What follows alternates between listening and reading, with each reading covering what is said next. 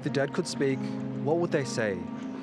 Yasukuni Shrine, one of the most controversial temples in modern Japan. It commemorates all those who died in service of Japan since 1869. And last Friday, many Japanese politicians paid their respects to the war dead. It is my understanding that many of the lawmakers have come to visit the shrine this early in the morning, and I think that the spirit of the war dead are also pleased.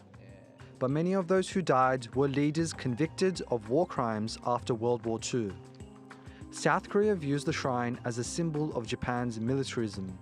And 3 years ago, a South Korean court ruling demanded that the Japanese companies offer reparation for victims of forced labor during the war. The relationship of the two nations went south, with both removing each other from the preferential white lists of trusted trade partners. But last week, South Korea restored Japan's place on their list. We acknowledge the revision to South Korea's export restrictions that returns Japan's status as a so-called whitelist country announced by South Korea's Ministry of Trade, Industry and Energy on the 24th of April.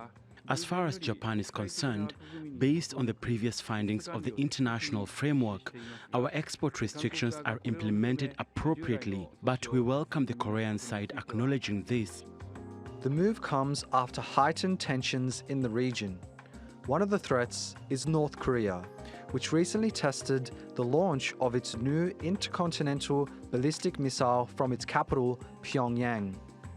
This was one of the main reasons for South Korean President Yoon Suk-yeol's visit to the US, pledging to strengthen deterrence against North Korea.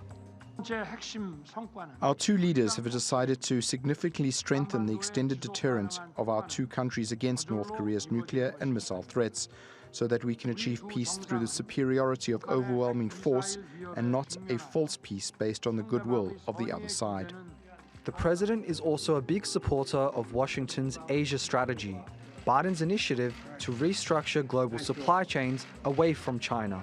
Japan is expected to normalize trade relations with South Korea as part of this plan. But with such strong allegiances to their national history, will these two nations put their differences aside to combat the growing threats they see in the region?